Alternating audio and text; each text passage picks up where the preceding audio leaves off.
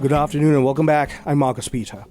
As I mentioned in the open, I'm joined by my dear friend Steve Ray, apologist extraordinaire, lover and preacher of the scriptures, lover and preacher of the love of God.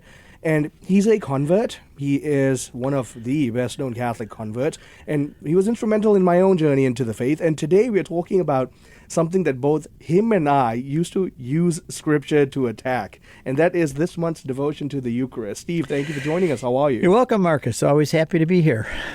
So, whenever I invite you to have these conversations, especially about things like the Eucharist, about Mary, you do it beautifully, and you never ever make me feel bad for what I did. But gosh, I feel bad for the nonsense I used to say. This is what I learned. This is what I was taught. I never challenged it, and I just parroted what I had parroted to me. And unfortunately, that happens, and then you start to have, maybe somebody like a knowledgeable Catholic comes up and challenges you, or you read the scriptures and say, "Eat my flesh, and this is my body." Wait a minute, that sounds a whole lot different than crackers and grape juice. Mm-hmm. And you start to investigate it. Or what did the earliest Christians believe about this? And go back and say, why do I care what my pastor says today in my local Baptist church when I can go back 2,000 years ago and ask the pastors back then what they thought? They still spoke the Greek language that it was written in.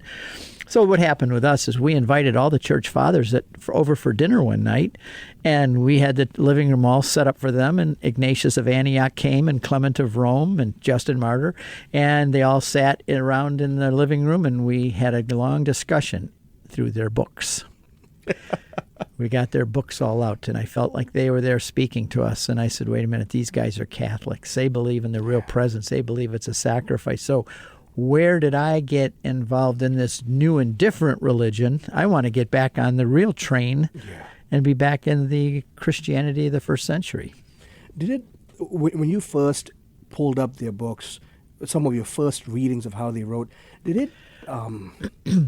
I guess the word I'm looking for is scare you, because I think I felt a little scared about how they wrote, because they sounded so different than how we sounded in our Pentecostal church. Not only that, but I'd had 39 years invested in being an evangelical Protestant, and it feels like there's an earthquake. My wife lived in California. She moved from there when she was 15. But she experienced the big earthquake in California. I think it was I don't remember what year it was, but she said it was terrifying because everything that was normally stable is now shaking and moving. And that's kind of how we felt when we began to discover the early church and what they actually believed. It was, and the books that we have today weren't out 32 years this May that we became Catholic. So these books that people just take for granted today weren't there then. There were not books on apologetics and Catholic Bible studies and things. You kind of had to get a machete and cut your way through the forest on your own. There were things, but not like today. There's an embarrassment of riches today. Yeah. But it feels like there's an earthquake and you're losing your balance. For 39 years that you've invested in this way of thinking, now you have to admit you were wrong, and you have to start learning all over again. But it was also thrilling, because I am by nature an nonconformist. I'm my mom always said that I was a rebel. And so in a way, it really was exciting. At the same time, it was terrifying. It was exciting to me because I realized there's no way to be more rebellious and countercultural than to be a Catholic. Yes. And so I was kind of my whole wanting to be a rebel and do something different. I came right up to the surface. And it was terrifying and exciting at the same time. Terrifying and exciting. That's exactly right. Terrifying and exciting. I didn't want to stop reading. Right. But the more I read, the more terrified I became. Yep. And the more culpable you became. Yes. You couldn't walk away from it after a certain point. Because if you walked away from it, then you would have known too much and you would have denied the truth, and then you're in trouble before God. Yeah. I was stubborn. I did. Yeah, oh gosh. Okay, so we've got that issue, right, Steve? But then on the other issue, just for our Catholic listeners to understand that for a Protestant coming in, especially one that doesn't have some notion of communion, like real communion, like what we had, like crackers and grape juice. Right. Looking at how Catholics act toward the Eucharist, it jars your sensibilities because there's nothing quite like it. Catholics kneel before what looks like a wafer, they sing songs to it, they pray to it, and they stare and adore for over an hour. And, yeah, well, this is what I would always say, that, and when this whole process began to take place, is we used to say that Catholics worshipped a cookie Christ. That's what we called it. We worship the living, resurrected Christ. We worship him. Catholics, they worship a cookie Christ. And it's the ultimate form of idolatry. Mm-hmm. I was told that it's worse to go to a Mass and adore the Eucharist than it would be to go out with a harlot, because the harlot was only a sin of the flesh, whereas to go in and worship a piece of bread is the idolatry, which God hates worse than any other sin. So it was a big deal for me and my wife to finally acknowledge the fact that that wafer there, that bread, became the body and blood of Christ. And our senses lied to us about the substance of it because it still tasted like bread and wine, but we knew, based on the words of Jesus, that it was the body and blood of Christ. And in my talks I give on this, I give 3 examples of how our senses lie to us all the time. We can't trust our senses about a lot of things. Just a simple one. Do you believe in angels? Mm-hmm. Well, yes, Catholics we believe in angels. Have you ever seen one? No. Then your senses lie to you. You've never felt one. You've never seen one. You've never smelled one.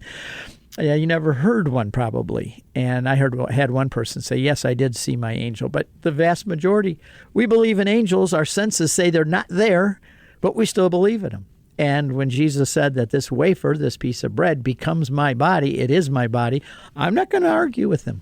I mean, he's like, in my talks, I say he's like a space alien. He's come from outside down here to teach us things that we can never know with our 5 senses. Our 5 senses are very puny, weak, measly when it comes to understanding spiritual things. I can't see angels. I don't have a sense that lets me see them. And so our 5 senses, smelling, tasting, hearing, seeing, and touching, are very inadequate when it comes to a lot of things. Like, I can't tell you right now what the temperature is in Jerusalem, but my iPhone can, because my iPhone has the technology to pick up those signals. Yeah. But those signals are going right through my brain, but I don't have the ability, the technology to pick those senses up. And in the flesh, I don't have the technology, spiritual technology, to see and understand all of those things. I can understand things truly, but never exhaustively. I can never explain all of them. So that's the thing. You have to get beyond the fact that you can only trust your senses about everything, and therefore that can't be the body and blood of Christ, because there are a lot of things that are spiritual things that happen that we cannot discern or decipher with our senses that we know are true. Over and above the struggle we have with our senses, one benefit, I dare say, that you and Janet have was you were so immersed in the scriptures that when you started seeing the final picture, you could piece together what you saw in the Old Testament. Yeah, the beauty of being a Catholic is the Bible is like a bunch of puzzle pieces. There's nowhere where it explains the Trinity, the 3 in 1, and their relationship together. No place does it. There's puzzle pieces. In the beginning was the Word, and the Word was with God, and the Word was God. Okay, so he's God. Well, what does that mean? Because there's the Father, too. But when Catholicism, the puzzle pieces all fit together so that it makes sense. That's what happened when Janet and I began to look at the Scriptures, because we had what my mother used to call verses that you have to put on the shelf, meaning when Jesus said, "This is my body," he couldn't have meant what he just said. I picture myself in the upper room with Jesus, and I'm reclining at a table with him and the disciples, and he holds up a piece of bread, and he said, "This is my body." And I interrupt him, and I said, "Jesus, I think you just made a mistake. All of us can see it's bread. So maybe you should reword that, because it's going to get written down somewhere someday, and people are going to believe it. So you really ought to change what you just said to 'This represents my body,' and you'll save a lot of trouble in the future." Can you imagine the audacity of me telling Jesus he said it wrong? My guest is Steve Ray, apologist extraordinaire, and we're going through, essentially this month's devotion of the Catholic Church, which is a devotion to the Eucharist. We are now at the point where we're talking about the Old Testament and the New Testament, about what it says about the Eucharist. Stay tuned. I'm Marcus Peter.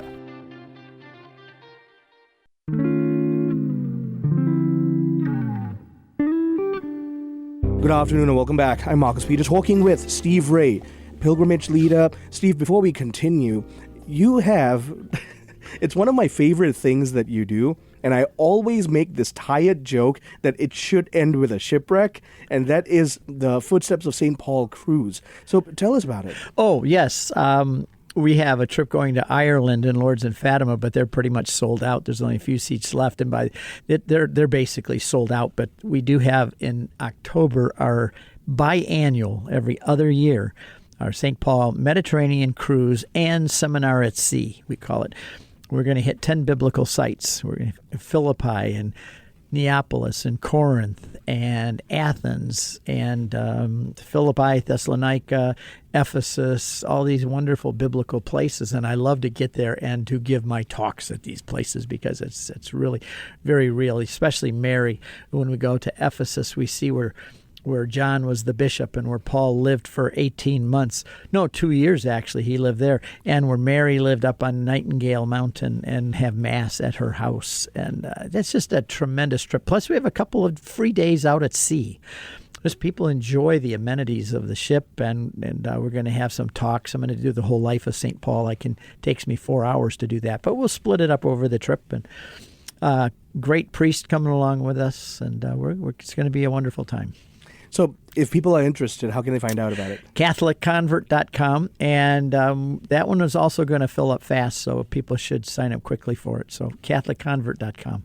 Well, that's Steve Ray taking you quite literally in the footsteps of St. Paul. And if you know your scriptures, that bad joke I make, Paul was shipwrecked, like 3 times? 4. 4 times, that's right. He said times. I was shipwrecked 3 times. That's right. One night and a day I spent in the deep. But he wrote that to the Corinthians before Acts chapter 26 and 27 when he was shipwrecked on Malta.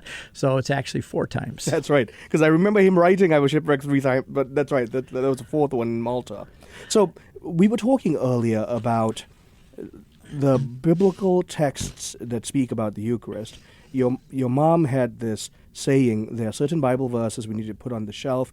What's funny is my pastors, when they were preaching the Gospel of John, when it came to John chapter 6, there were a lot of caveats about, Jesus is speaking figuratively here, and the Catholics are wrong about this. He doesn't mean what he's saying. Right. Jesus always meant what he said and said what he meant, except for here. Right. So, yeah, the Old Testament, I've often said that the Old Testament really had a big part to play in me becoming Catholic. And I learned more about Mary from the Old Testament than I did from the New with typology. But when you go back and you look, God is preparing us for the Eucharist, which is the queen of all the sacraments.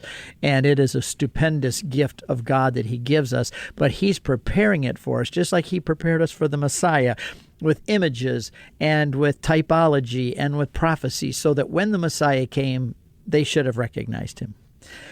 The same as with the Eucharist and baptism and everything else. But just, for example, the Eucharist, it's already being prefigured in the Garden of Eden, because that's where the first animal sacrifice took place. Mm-hmm. People don't think of that, but it was. That's where they had covered themselves with fig leaves, but now God had to kill an animal so they could have skins to cover them properly. So the very first chapter 3 of Genesis, we see for the first time an innocent victim dies for the sins of man and woman.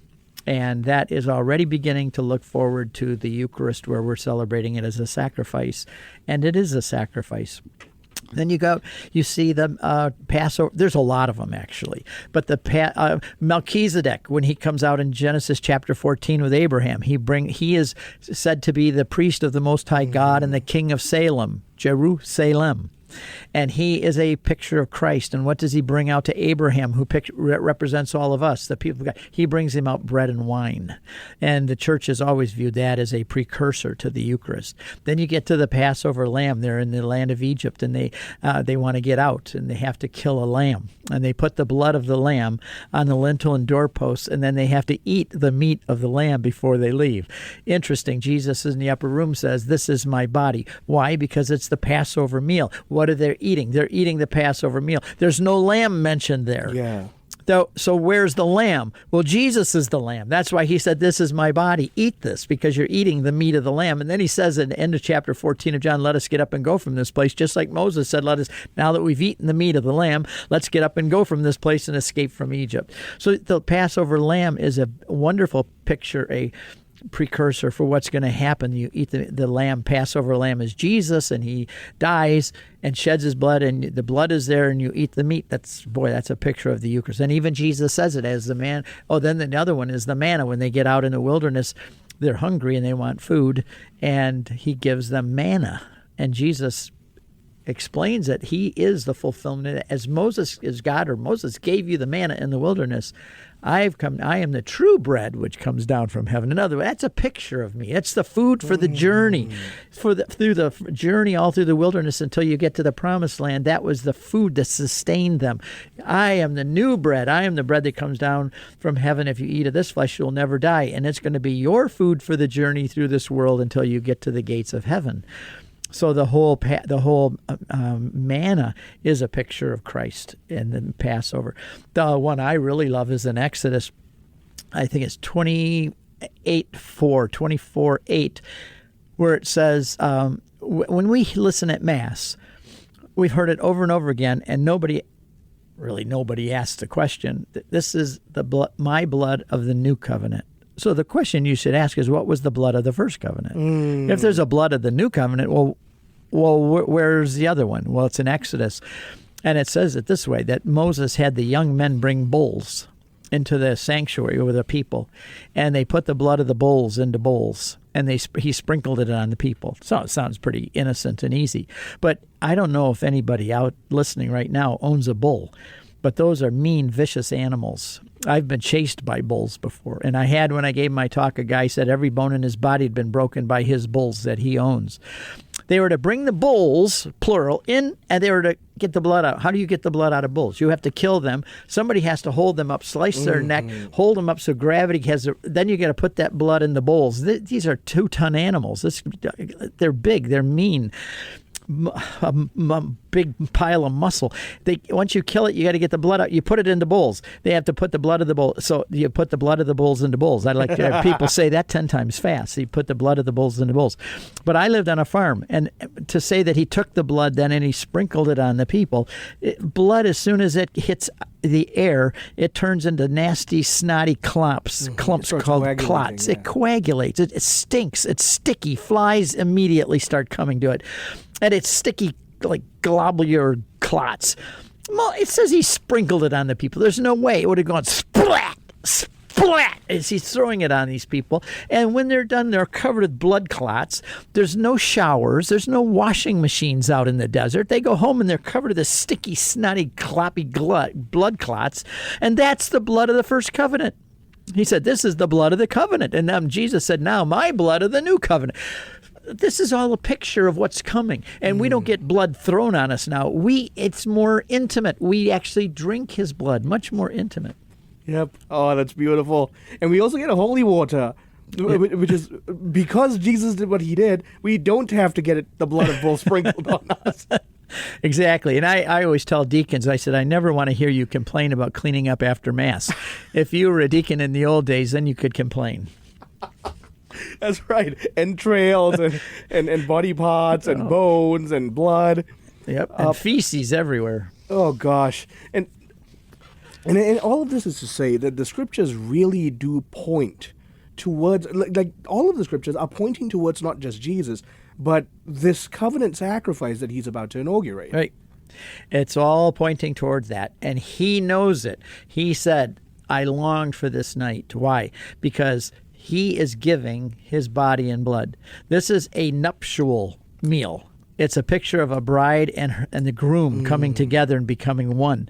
So he is giving his body to his bride, body and blood. She receives him into herself, and they become one. And then the fruit comes. And so the whole picture of Jesus is, when I would have said to him, you've made a mistake in what you just said. You said, this is your body. We can all see its bread.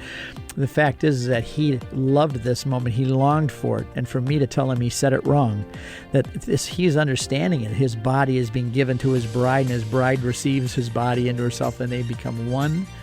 This is what the Eucharist is. My guest is Steve Ray, and we are talking about the Eucharist. Stay tuned. I'm Marcus Peter.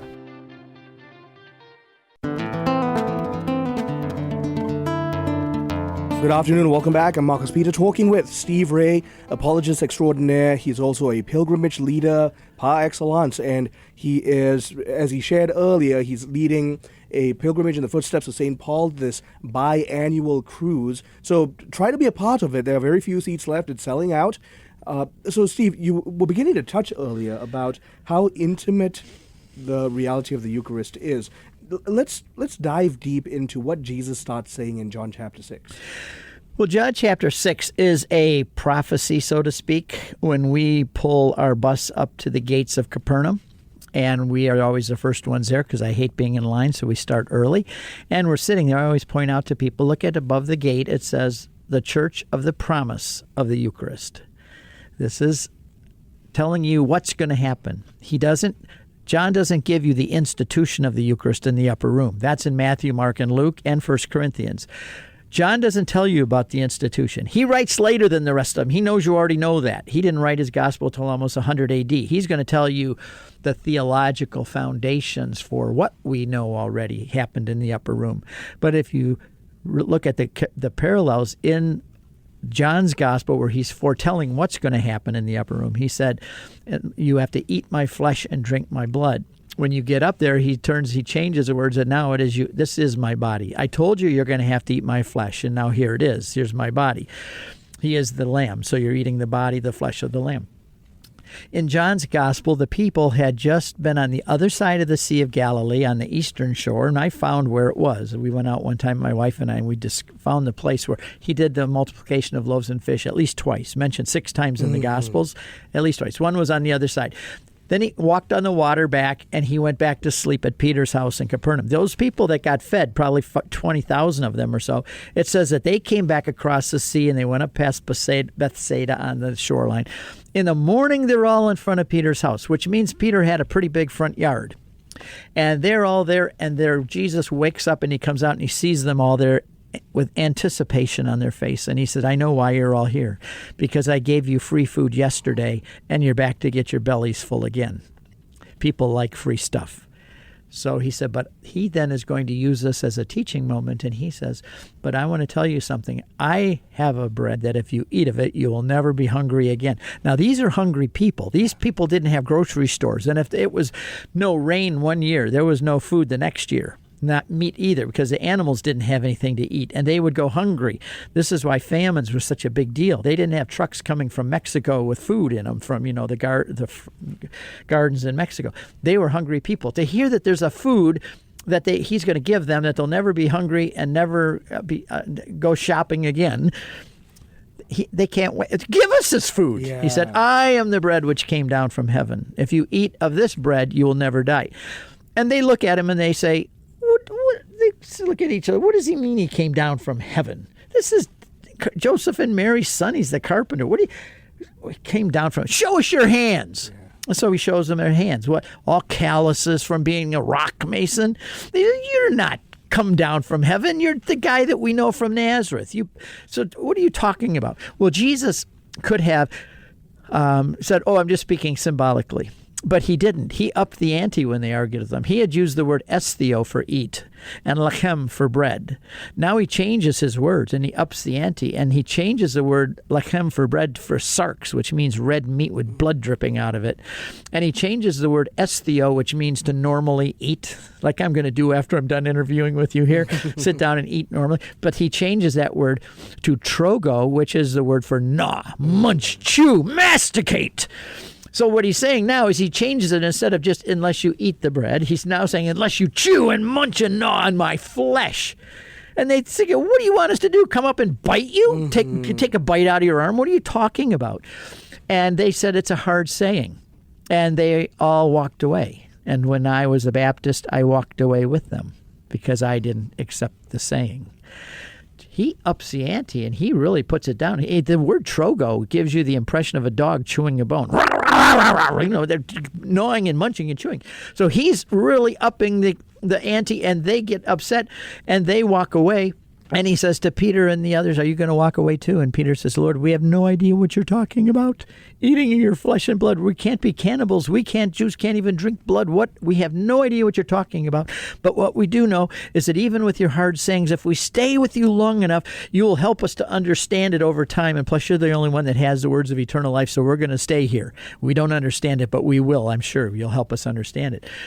Now, Jesus uses a word there that at the end he finishes his homily, so to speak, in Capernaum with the words, the flesh profits nothing. My words are spirit and life, the flesh profits nothing. Oh, when I was a Baptist, I loved that verse because Catholics would come and they'd talk about eating the flesh and drinking the blood, and they were so proud of that. That was their Eucharist, and they were going to convince me. But I said, hey, at the end of that, what does he say? The flesh profits nothing. So there you go. He could talk about the flesh all you want, but he concludes, he cuts you Catholics right off at the kneecaps because he said the flesh profits nothing.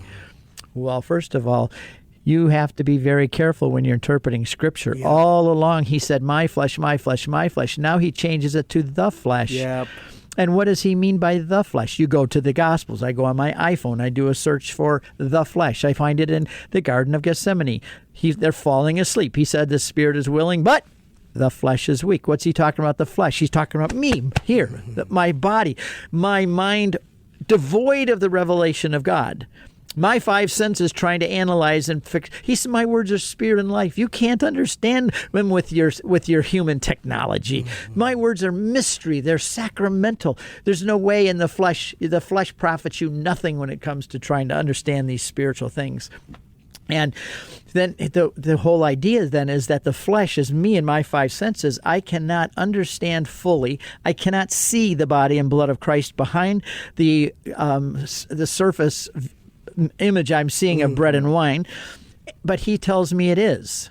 And he's saying that your flesh, don't even try, because I'm just telling you it's a mystery. And so they all walked away, and I walked away with them. But Jesus then said that this is the truth, and the fathers of the church believed it from then on. And in the upper room, he now explains what he meant by eat my flesh and drink my blood, because he said, this is my body. Now it's here. There's no lamb in the room. I am the lamb, and I am presenting my body to you.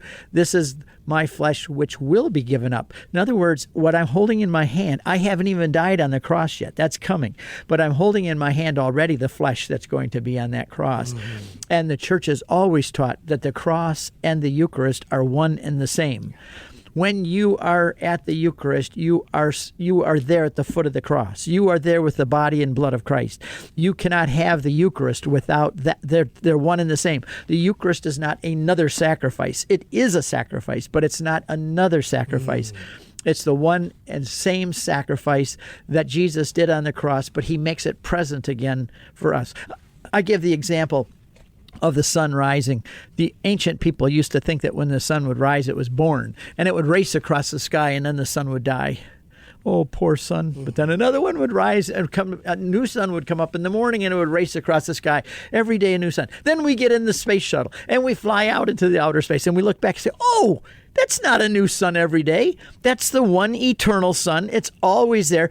It's just our flesh profits us nothing in understanding it while we're on this little earth spinning around. It looks like it, but it's not. When we see it with like spiritual eyes, so to speak, and we get above and beyond and see it the way we see it's one sun, and it doesn't die at night, and that one sun represents itself every morning. It doesn't.